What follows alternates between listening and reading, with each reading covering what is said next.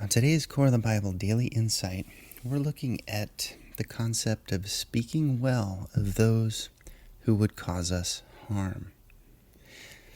And this comes from 1 Peter chapter 3, where Peter says, "Don't repay evil for evil.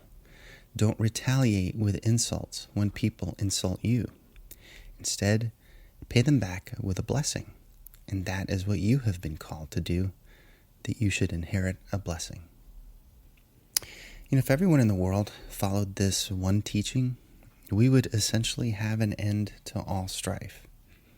However, we have this admonition because there are always people who are evil and insulting to others.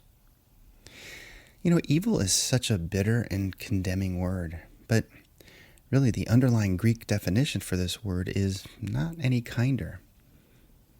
It's quoted as being inner malice flowing out of a morally rotten character.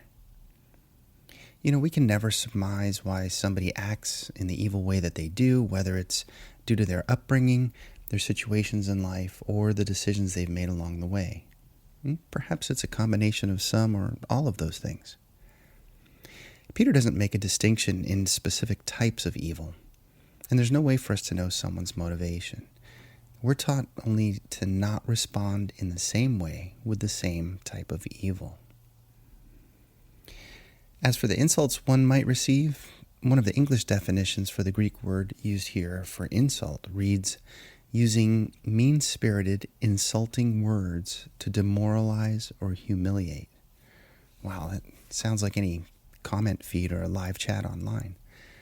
But more than that, in real life, we also encounter individuals like this in all aspects of our lives. Some are strangers in stores, or some are friends who've been offended, and some are family members. But the point is, it doesn't matter.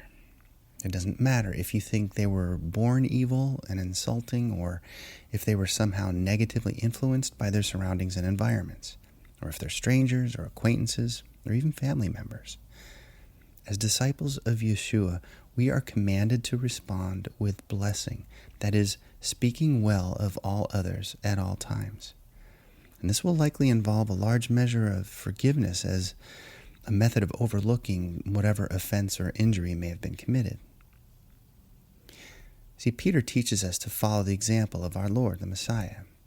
In 1 Peter 2, he says, "For God called you to do good, even if it means suffering, just as Messiah suffered for you. He is your example, and you must follow in his steps. He did not retaliate when he was insulted, nor threaten revenge when he suffered. He left his case in the hands of God, who always judges fairly." And while this may be a revolutionary concept to our ears today, it was not new within the instruction of God. This has always been a principle of God's Torah, or his instruction, which is quoted by Peter here in his teaching. And if we heed its injunction, then we are eligible for its promise, deliverance out of the injustice, a deliverance which comes from Yahweh. In Psalm 34, we conclude with, "Keep your tongue from evil and your lips from speaking deceit. Turn away from evil and do good. Seek peace and pursue it.